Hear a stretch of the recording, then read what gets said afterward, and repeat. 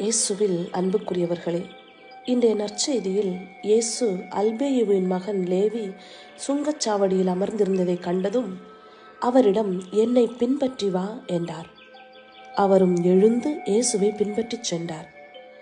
என்னை பின்பற்றி வா என்று இயேசு சொன்னவுடன் லேவியின் வாழ்க்கை ஒரு நொடியில் மாறியது.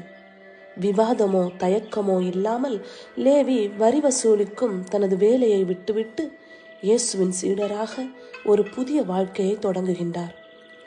லேவி இயேசுவை அவரது வீட்டிற்கு அழைக்கின்றார். இயேசுவும் அவர் வீட்டில் பாவிகளுடன் உணவருந்துகின்றார். நாமும் இயேசுவின் முன்மாதிரியை பின்பற்றி நம்மை சுற்றி உள்ளவர்களில் பாவத்தை கண்ணோக்காமல் அவர்களில் மறைந்திருக்கும் விலை மதிப்பற்ற நல்ல குணங்களை மட்டும் காண முயற்சிப்போம். சகோதர அன்பில் வளர இறையருள் வேண்டுவோம்.